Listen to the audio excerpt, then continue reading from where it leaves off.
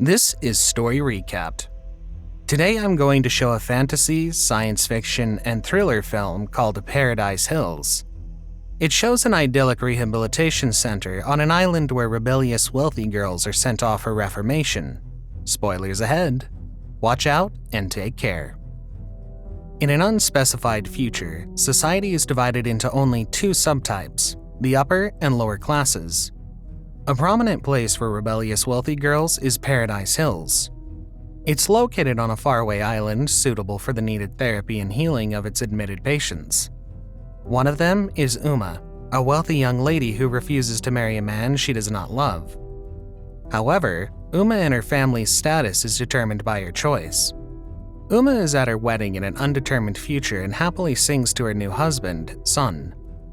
Numerous guests and relatives attend their grand wedding and congratulate the couple for a successful celebration. That night, Sun pins Uma to the bed while saying that she's changed drastically. According to him, Uma is much more obedient, incomparable to her attitude in the past. 2 months before the wedding, Uma wakes up in an unfamiliar room with dirty and muddled clothes. Out of nowhere, a voice control informs her that she's in paradise, just as 2 guards arrive at her room for breakfast. Uma runs outside, where she finds herself in some kind of a resort in the middle of nowhere. She attempts to escape, only to find that a cliff limits her escape. Desperate to run away, she runs to the beach and finds a cave where she takes shelter. Inside, she meets Amarna, who is using the cave to hide while smoking. Amarna comforts Uma and leads the way out, only to turn her into the guards. Uma's heart drops as she finds herself trapped in the so-called paradise. The island is a behavioral reformation center for women who are rebellious and have displeased their families. The guards bring Uma to the Duchess, who's in charge of running the center. She makes Uma understand that the center is a place for emotional healing. Uma's mother has involuntarily admitted her to the center in hopes of controlling her behavior. Although the place sounds like a prison, its facilities are beyond beautiful. The spaces are relaxing and serene to implicate healing on its patients. However, Uma refuses to accept any concept that would drive her to obey her mother. She sees the center as a place that would brainwash her, and she does everything to fight it. The Duchess always keeps her cool and acts motherly toward Uma, but even that won't comfort her. Shortly after that, the guards escort Uma to her room, where she meets Chloe and Yu. Chloe's parents sent her to the center to be skinny and be like a pageant queen like her sisters. On the other hand, Yu's relatives sent her after refusing to inherit the family business. After dinner, the guards prepare food that is duly accounted to each of the women's diets. Uma is surprised at the ample portions served, but the guards reiterate its importance.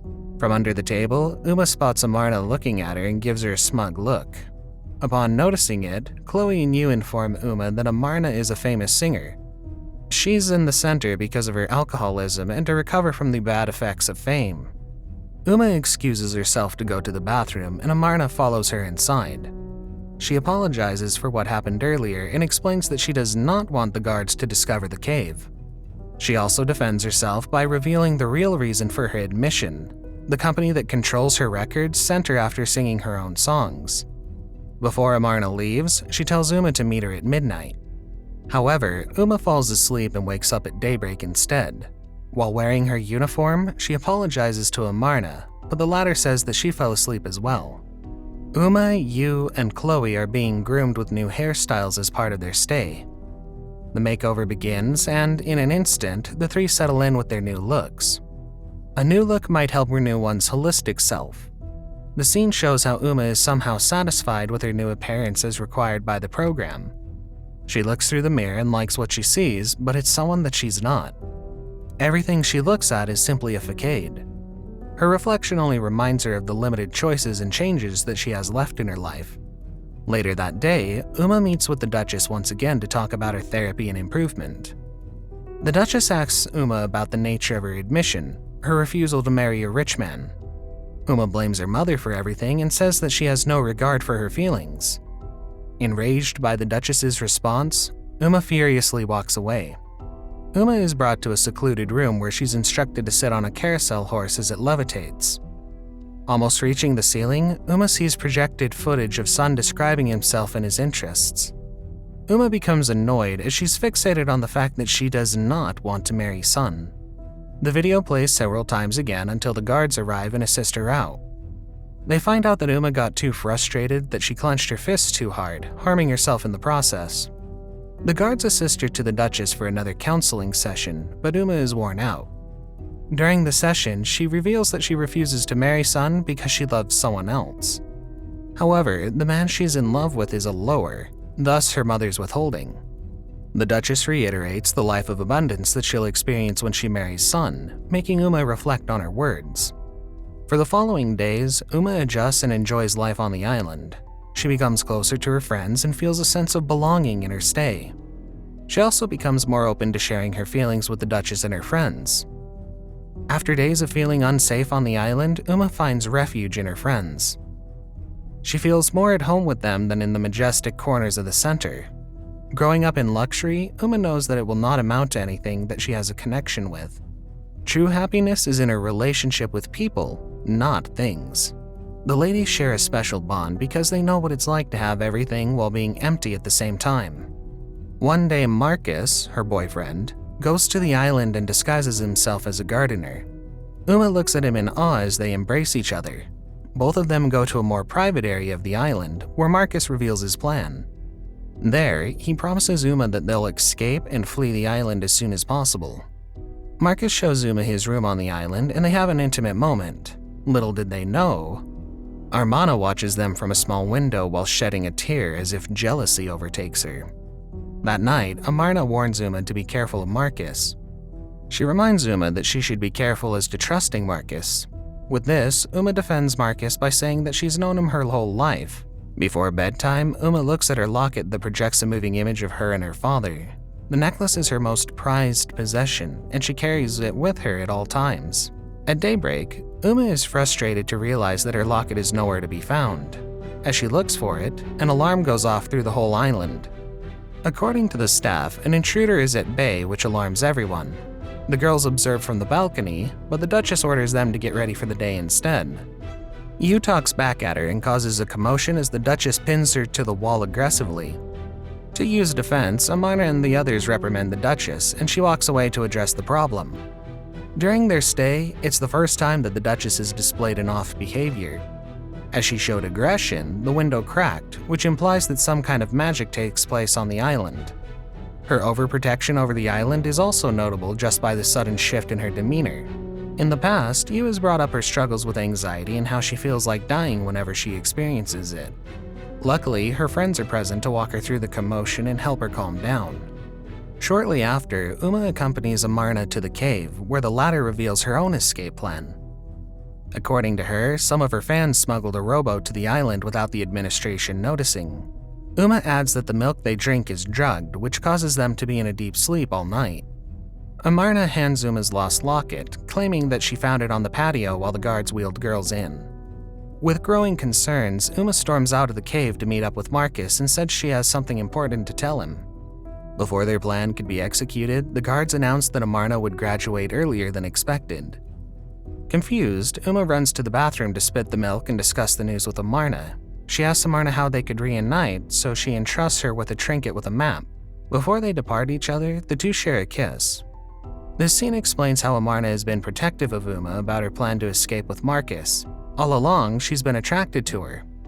In some way, Amarna has been her guardian angel on the island.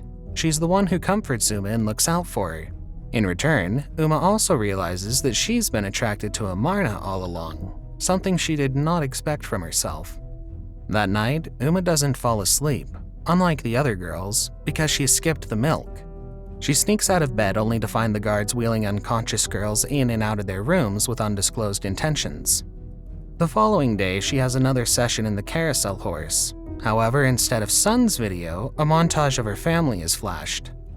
Uma begins to cry as the screen shows how her father took his own life because of all their business's decline. She becomes frantic and runs from the guards as soon as she's free from the ties. As punishment, the guards drag Uma to their room for solitary confinement. She calls Marcus for help, but he's hesitant to do so, leaving Uma hurt. After some time, Uma regains consciousness and the guards bring her to the Duchess's office. To Uma's surprise, she sees Amarna on the screen, seemingly back to her regular life of fame. After, the Duchess arrives to tell her that Amarna is living her best life after leaving the center, which proves that their therapy is real and effective. She also adds that Uma has been asleep for 2 weeks and will leave the island the next morning. Upon hearing the shocking news, Uma runs to the cave to meet Chloe and Yu. She informs them about her escape plan, but only Chloe seems interested in participating. They try to persuade Yu to join them after exposing the dangers of the center, but to no avail. Uma then meets with Marcus to steal a remote control for the center's surveillance cameras. The scene shows how Uma has partially lost her feelings for Marcus. After her interaction with Amarna, it becomes unclear as to how her emotions are. For Yu, she refuses to leave the facility as she used to be a lower class. Proving herself to her wealthy relatives is the way for her to survive life away from the slums. Despite her danger for freedom and careless life, she knows that her relatives have a lot on her and she's tired of disappointing them. At dinner, Yu finally decides to join them by showing that she'll get rid of the milk. Hours later, it's time to sleep, but the trio remains awake and conscious. They hear the guards approach their room and get Yu, so Chloe and Uma act quickly and run to her rescue. Deep into the center, Chloe and Yu arrive at the operating room where Yu lies. Without a concrete plan, Chloe attacks one of the nurses out of nowhere, so Uma has no choice but to do the same. Both of them manage to fight off the nurses, but Yu is already injured. The trio runs through the corridors unnoticed and enters a monitoring room where they see themselves on the screens. They realize that the center is observing them instead of treating them. Every single thing about them, including their mannerisms, is seemingly measured and studied to make replicas. Uma also discovers that Marcus had no intention of rescuing her, but rather was employed to predict her sexual behavior. After running along the narrow hallways, the trio ends up in a room where they meet the replicants. They're women from poor walks of life who underwent extensive and holistic surgeries to attain their physique. Moreover, the replicants have studied mannerisms to act more like obedient versions of the ones that they're replacing. The women replacing them are the ones who wish for a better life for themselves. The only way for them to ascend the ladder of success is to pretend to be someone that they're not. As selfish as it seems, they see the admitted women as people who are throwing away a life of abundance. To have that, the replicant forget who they are and hide behind someone else's face and personality. In a way, they're puppets of the center who garner big monetary gains because of the replicant's sacrifices. Just as Yu sees her replicant, she dies, which devastates her 2 friends. Uma lets the replicants know that they're doing no good by supporting the center. She then leaves behind her locket for her replicant and tells her that Sun is responsible for her father's death, and she has to hate him to be her completely. With their lives at stake, Uma and Chloe run to a hidden garden in the middle of the night. At one point, Chloe disappears out of nowhere, leaving Uma to explore the garden independently. To her horror, she notices the lifeless remains of former Paradise girls, including Amarna, entangled in the leaves. When she looks for Chloe, Uma finds the Duchess preying on Chloe's body and sucking her blood. The Duchess turns her attention to Uma as she prepares to make prey of her as well. Suddenly, Uma's replicant stops the Duchess from doing so by pretending to be the real Uma. It bids Uma some time to untangle herself from the vines before stabbing the Duchess to death. The Duchess's demise causes the cave to collapse after she turns into roses. Along with her replicant, Anna, Uma escapes into the rowboat where they run into Marcus. In tears, he apologizes to Uma and explains that her mother told her that she chose Sun over him. However, Uma already felt too betrayed to forgive him and sails into the night with Anna. The reason for Uma's defiance from her family is Marcus. Sadly, he's also the one to betray her. Uma has lost some faith in him after finding out that the center paid him to come to the island. She sacrificed everything, almost losing her life in the process, only to find out that Marcus is not worth her love. It awakened her to his true intentions and nature. Halfway to the mainland, Anna reveals that she can no longer return to her former life because nothing is left.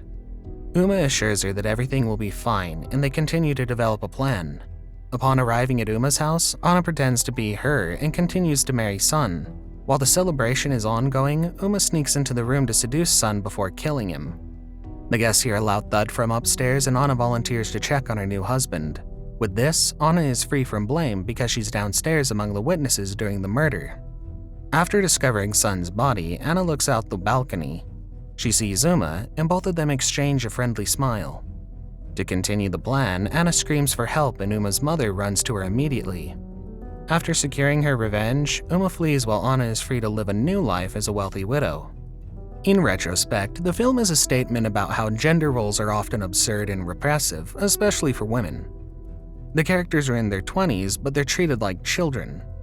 They're forced into identical and uncomfortable uniforms in mandatory tea parties, yoga classes, and salon sessions. The real reason for the center is to replicate them, not rehabilitate them. However, Uma's defiance has proved more than once that she can choose whoever she wants to be. Subscribe to watch more videos like this. Turn on notifications. And leave a like, it really helps the channel out. Thank you for watching.